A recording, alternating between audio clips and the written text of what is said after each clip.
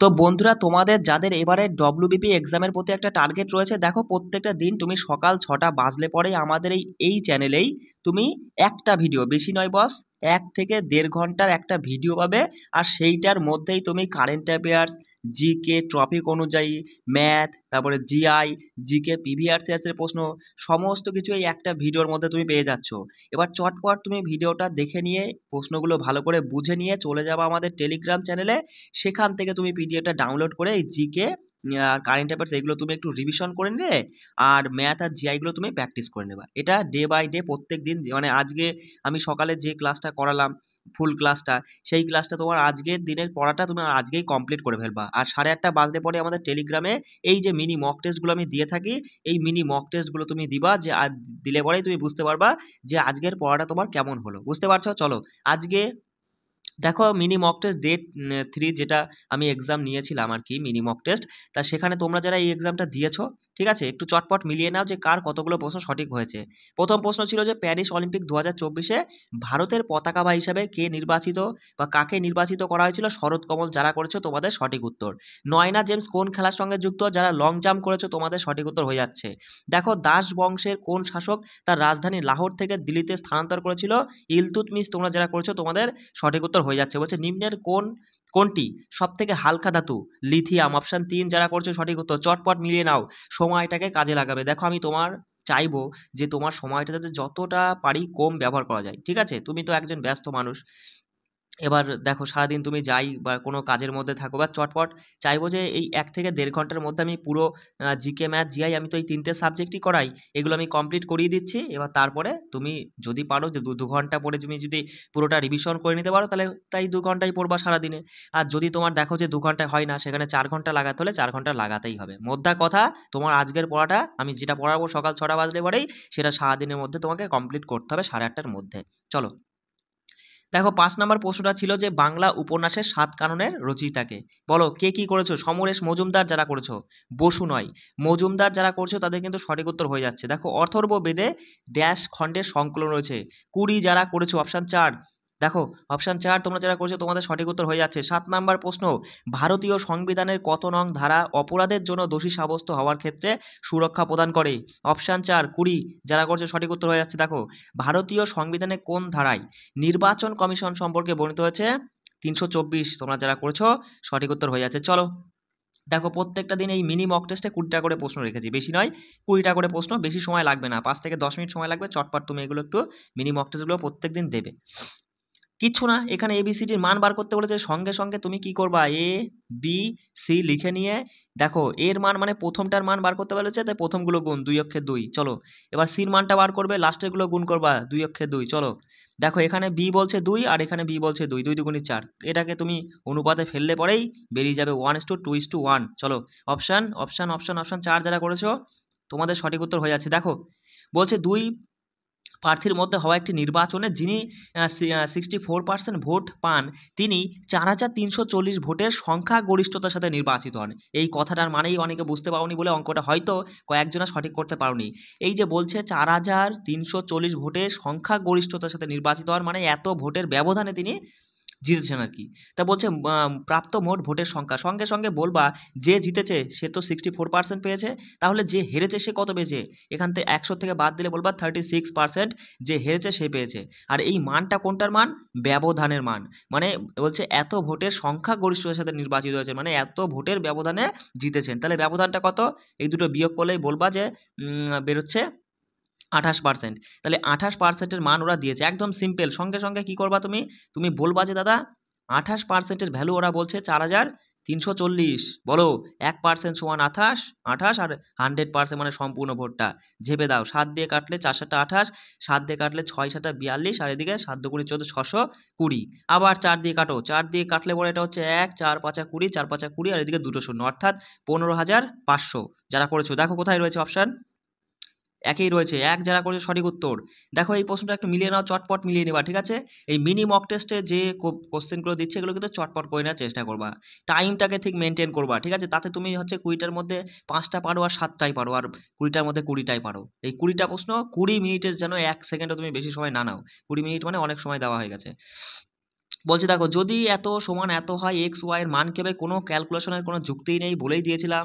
এখানে দুটো সংখ্যার চারটা হচ্ছে এক্স আর একটা ওয়াই, তাই না? এক্স আর একটা ওয়াই, তাহলে এক্স এর সাথে যে মান রয়েছে সেটা সমেত লিখবো, আর ওয়াই এর সাথে যে মান রয়েছে সেটা সমেত। ওয়াই এর সাথে কিছুই নেই, তাই কিছুই নেই, শুধু ওয়াই। আর এইটা কি করব আমরা, এটা হচ্ছে যৌগিক বিভাজন প্রক্রিয়া করছি। সঙ্গে সঙ্গে অনুপাত থেকে যোগফলটা উপরে, 7 আর 3 10 উপরে, আর বিয়োগফলটা নিচে কত থাকছে 4। এবার এটা একটু ঝাপা যাচ্ছে, তাহলে দেখো 5 হচ্ছে আর নিচে 2। এবার এক্স সমান বেরোবে এইটা, ওয়াই সমান বেরোবে এটা, কিন্তু এই 7টা কোথায় যাবে?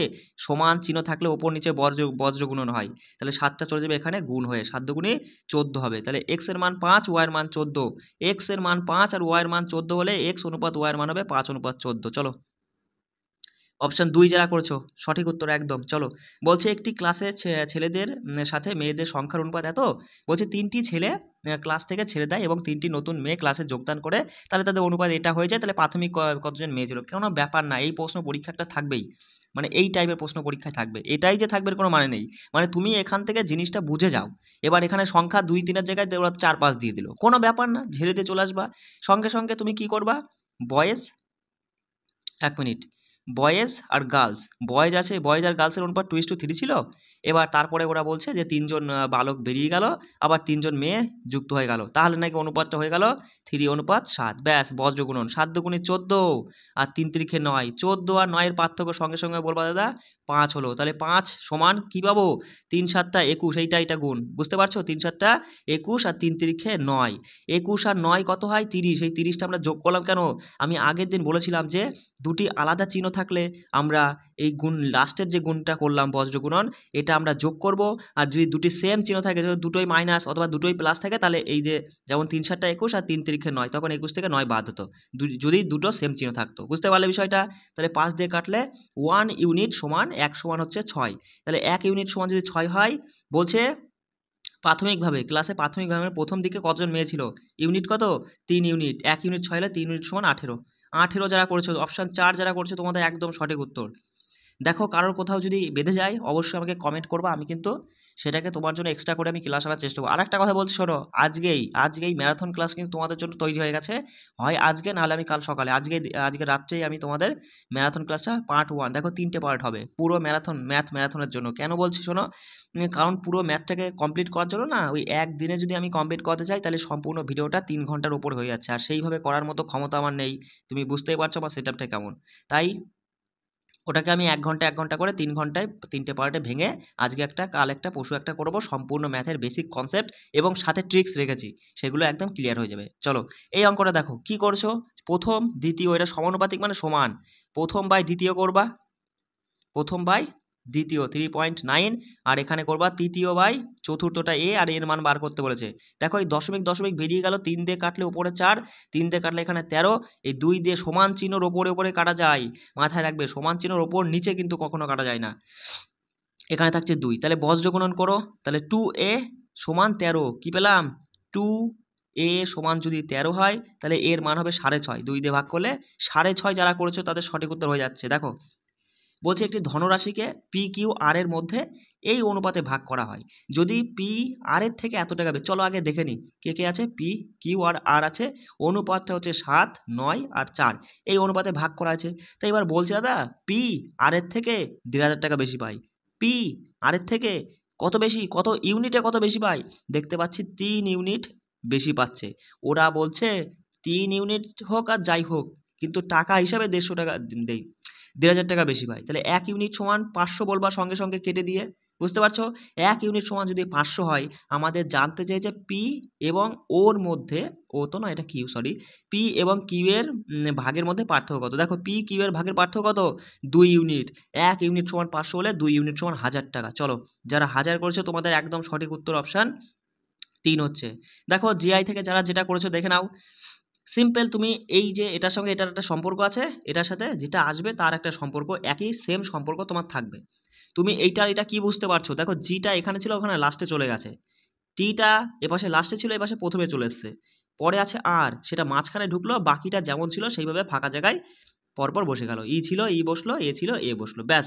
তাহলে এটা তুমি কি করবা, এসটা লাস্টে চলে যাবে, ইটা প্রথমে আসবে, এবার টিটা এসের পরে যেটা থাকছে সেটা মাঝখানে যাবে, আর যেমন আছে ও এন নিয়ে বসে যাবে। দেখো এইটা কোথায় আছে সেটা আমাদের সঠিক উত্তর, ই ও টি এন এস, ই ও টি এন এস কোথায়, অপশান 4 নাকি ই ও এই যে অপশান 2, হ্যাঁ ঠিক আছে, অপশান 2 যারা করেছে তোমাদের সঠিক উত্তর। দেখো নিচে 4টি অক্ষর গুচ্ছ দেওয়া আছে, এবার কোনটি পৃথক, এর মধ্যে কোনটা অন্যরকমভাবে চলছে। সঙ্গে সঙ্গে অপশান 1 তুমি যে দেখো বি থেকে এফ হলো, আচ্ছা বির পরে বলো তো সি ডি ই এফ 4 ঘর গিয়েছে। আচ্ছা এটা দেখো তো ডির পরে ই এফ জি এইচ, বাহ এটাও তো একই নিয়ম। আচ্ছা এটা দেখো এইচের পরে আই জে, আচ্ছা জে গিয়ে থেমে গিয়েছে 2 ঘর, তার মানে এটা হয়তো পৃথক হবে। দেখো নিচেরটা যদি 4 ঘর হয় তাহলে 3 আমাদের সঠিক উত্তর হবে। দেখো J K L M N, বাহ এটাও মিলছে 4 ঘর, তাহলে এটা আমাদের পৃথক, অপশন 3 এখানে যারা করেছো তাদের সঠিক উত্তর। দেখো একটি লুপ্ত পদ সহ একটি ক্রম দেওয়া হয়েছে, বলছে প্রদত্ত পদগুলির মধ্যে সঠিকটা তোমাকে এই যে জিজ্ঞাসার জায়গায় কি আসবে সেটা বার করতে বলেছে।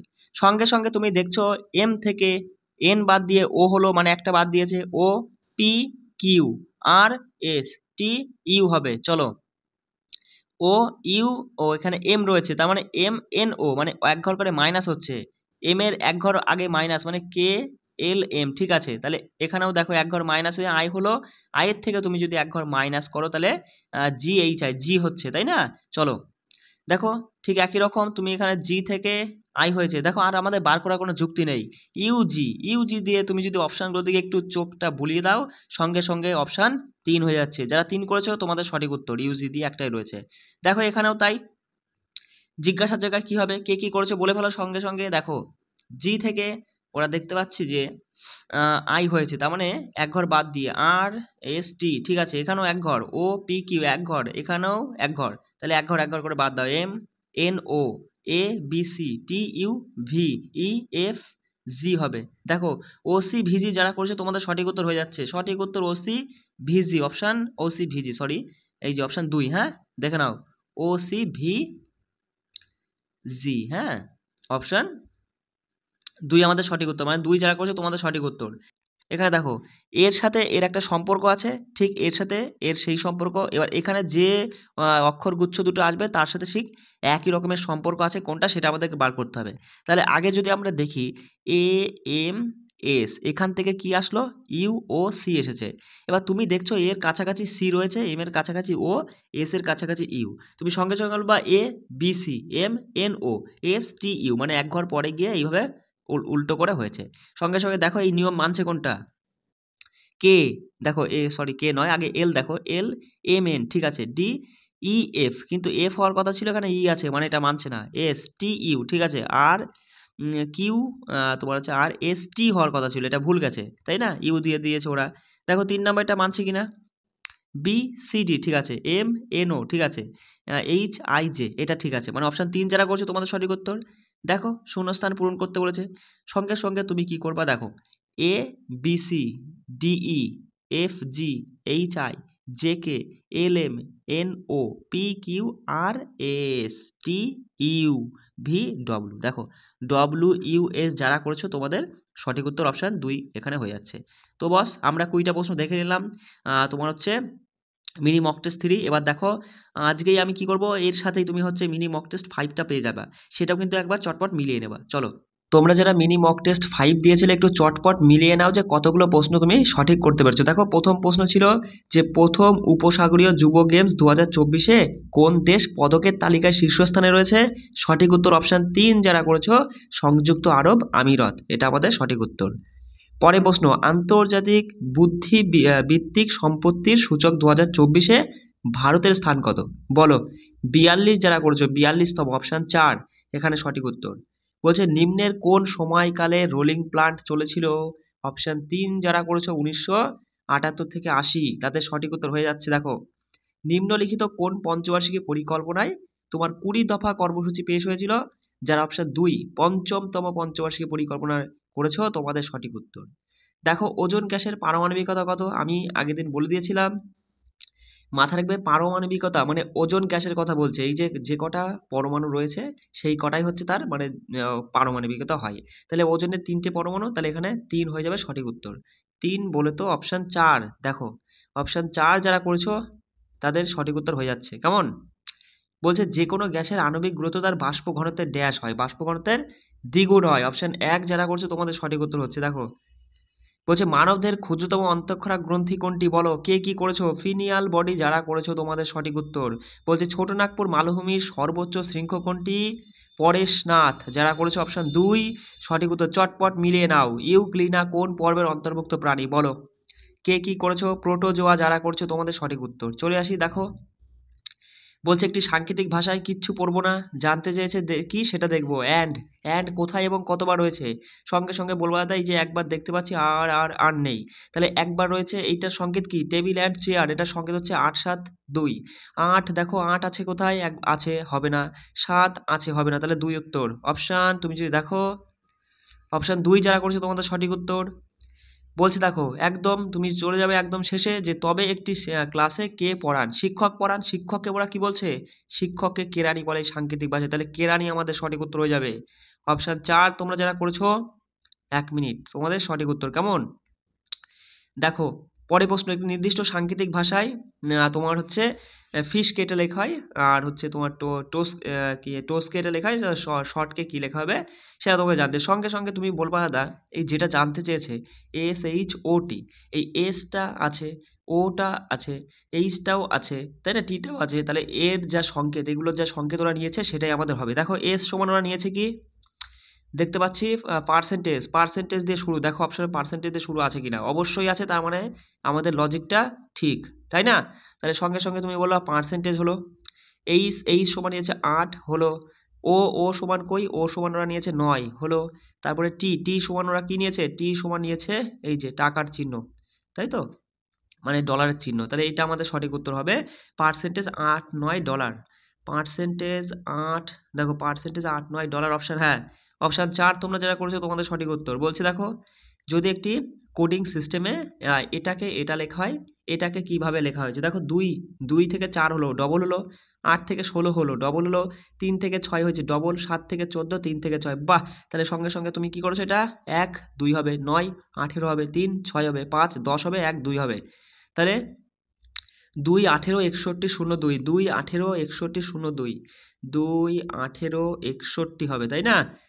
হ্যাঁ অপশান 2 যারা করেছো 2 18 61 02, অপশান 2 যারা করেছো তোমাদের সঠিক উত্তর। দেখো পরে প্রশ্নটা, দুইটি সংখ্যার মধ্যে পার্থক্য 20 হলে এবং দুইটি সংখ্যার গুণফল যদি 800 হয় তাহলে সংখ্যা দুটির যোগফল নির্ণয় করো। কে কি করেছো? সঙ্গে সঙ্গে কি করবা? এই 800কে না উৎপাদকে ভেঙে নিবা, ভেঙে ভেঙে দুটো ভাগ করবা, দুটো ভাগ করে দেখবা তাদের পার্থক্য কি 20 আসছে কিনা। আমরা অতটা যাবো না, এটা ইজি আছে যেহেতু। আমরা দেখবো যে দাদা এই 40-এর সাথে 20 যদি গুণ করি, 40 20 গুণ করলে হয় 800, তার মানে দেখো 40 আর 20 এদের পার্থক্য 20 আসছে অবশ্যই। তাহলে আমাদের জানছে যে যোগফল কত, এটা একটা সংখ্যা এটা একটা সংখ্যা, যোগফল 60 হয়ে যাচ্ছে। অপশান 3 যারা তোমরা করেছো তোমাদের সঠিক উত্তর হয়ে যাচ্ছে। দেখো বলছে একটি বাস্তব সংখ্যার বলছে 15 ভাগের 1 ভাগ, সঙ্গে সঙ্গে পড়তে পড়তে যাবা আর তুমি বসাতে হতে যাবা।